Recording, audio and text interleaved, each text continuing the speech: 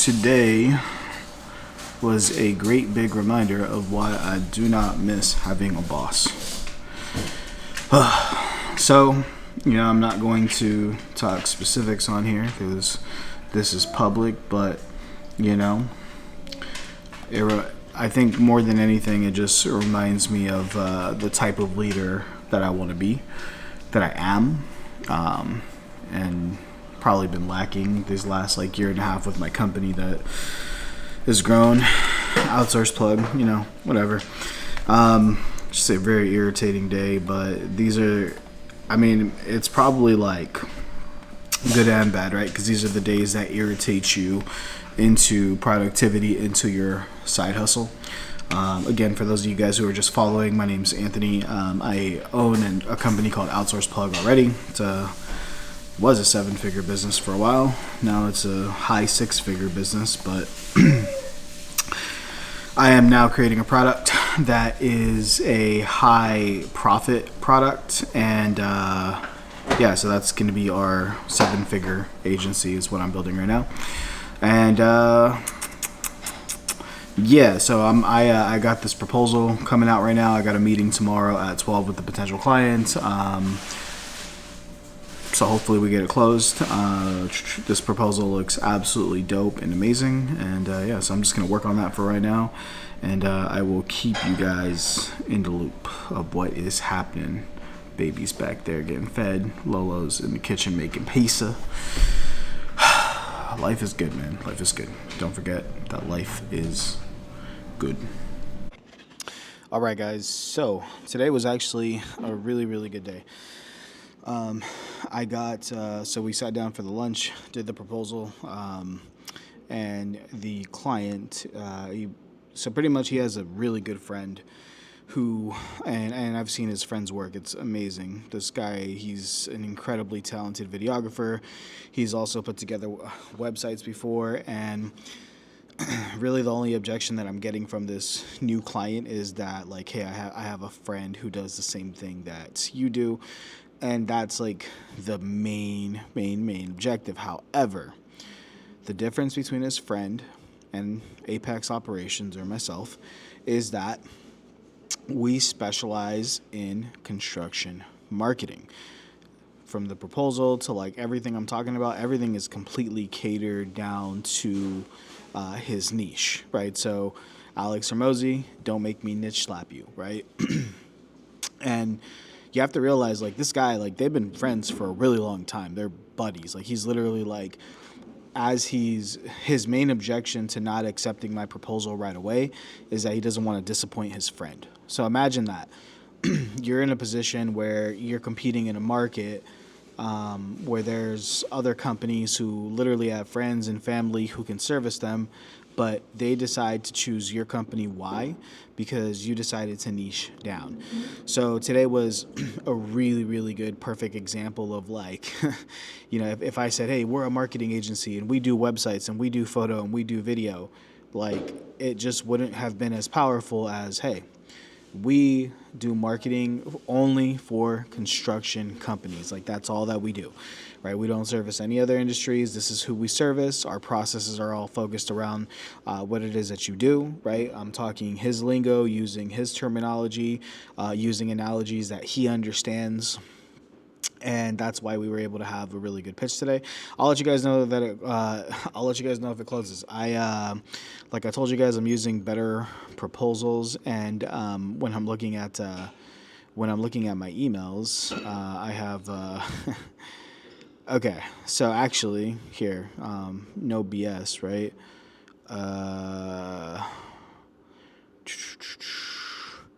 So today. So since I sent him the proposal, he has opened the proposal 3 different times, right? And on top of that, he's also texting me. We're going back and forth, right? On questions about what we talked about today. So,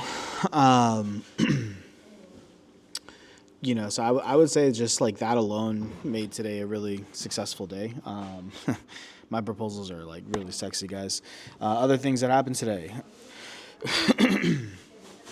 other things that happened today were, let me see, talked to Brendan. I had been kind of keeping this project under wraps, and until I felt like it really had some legs. Brendan, again, is my business partner. He owns half of Outsource Plug. And basically, he was just really excited about this opportunity, or this agency that I decided to build, and he's pretty much all in. So I'm not going to go into too many details about what happened on that call, but that was kind of a shocker, because typically Brendan, he is the type of guy who's like really critical, right?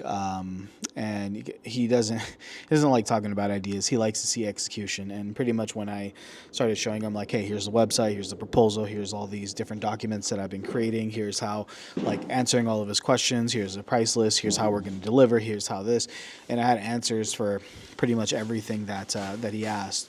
It ended up actually turning into a pretty good call, and he immediately started sharing resources with me to help this thing go a lot faster. So that was really good. And I'll introduce him to you guys later if you guys don't already know him. But yeah, having Brandon on your side is a really good thing, really, really good thing. So. Coming to my checklist today, since I've been here at the office, I finished setting up our software for video interviews. So I ended up purchasing a software from AppSumo called X Interview. I think I paid like $500 one time, which is really good because I used to pay Spark Hire like almost like 10 grand a year or right around there for pretty much the same software. So that's really good. The only difference is like Spark Hire, the interviews literally never go away. They stay stored. Because I got this on an AppSumo deal, I completely understand that X Interview only keeps the interviews for 90 days. But so far, it's pretty good. I actually really like the software. It's really easy to use, simple interface. I'm pretty satisfied with that. The next thing I got knocked out is, again, obviously I finished the proposals. And turn those into a template. So now the next time I get a website proposal, boom, just going to bang it out. I also finished, the first position that I really want to hire for this agency is a creative project manager. And that's going to be, let me actually just open up the job description that I created for them. Also, I created a shared drive to start saving all these assets that I'm creating. I'm just really trying to get like organized so that when we really start cranking, we start getting these clients, getting more website jobs, starting to go out into the field and shoot more projects. Like once we really, really start cranking, I just want to make sure that everything is organized. Let's see here, creative project manager. So yeah, I created a job description because this is like really the first two hires I want right now. And it's really not going to be a hire for one of them. It's more of a contractor. But the first hire is going to be a creative project manager and Wix website developer. So the Wix website developer, I don't need them full time. I'm happy to like pay them like, for example, $500 or something to get a website done for me, or at least like 90% of like the brunt work done. But yeah, so I'm going to budget that for every project because I don't want to be the person who continues to do, a lot of the work for those projects. So let me read you a little bit about the creative project manager, right? So I'll just read this to you.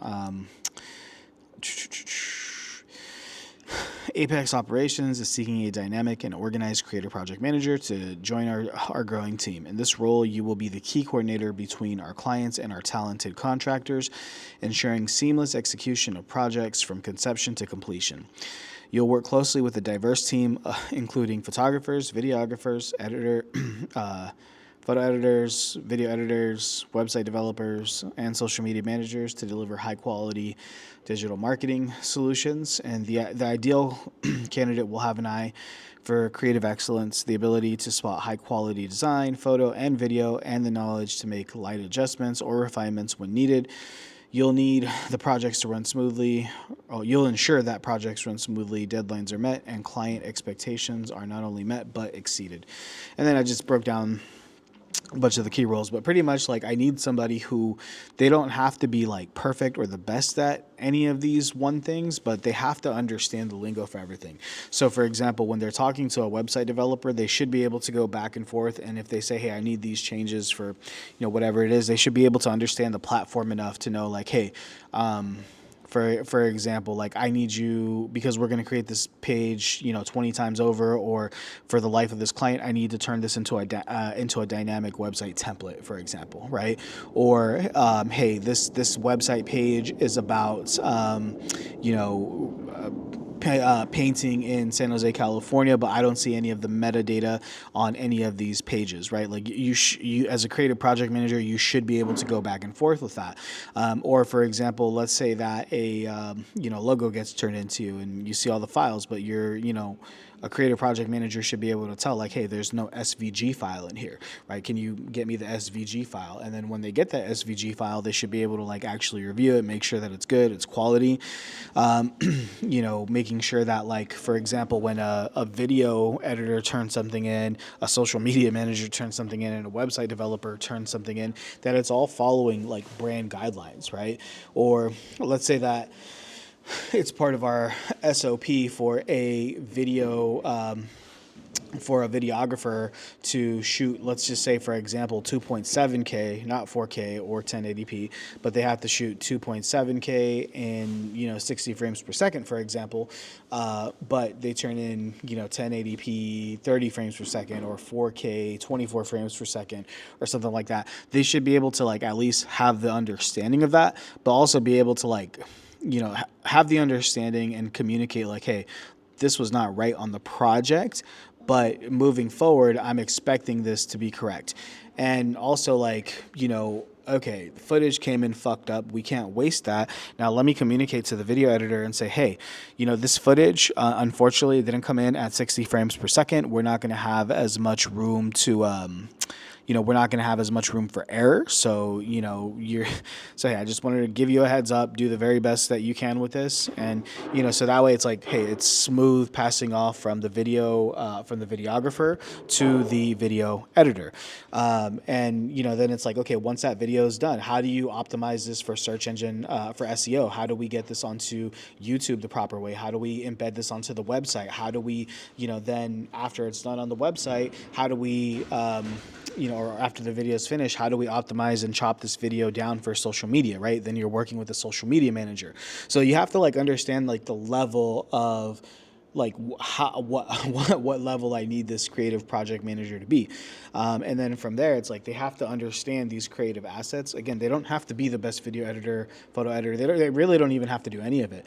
I just need them to understand it all. And then understanding the project management systems, right? And how to like make sure that everybody's logging everything correctly or everything gets logged. And then finally, when a project is being delivered to the client, how do you get client feedback? Or if, how do you take feedback from a client who doesn't know any technical terms and then take that, figure out what's valid, what's not valid, what's possible, what's not possible, then take it back to our team and get those changes made within the scope of our project, within the budget. So pretty much like our creative project manager, that's like the first role that I need, because basically that's what I do, right? That's literally like, that's literally all these things that we're thinking about, like that is like my job, right? So this is the most important position to me. I need a badass. I need a right hand.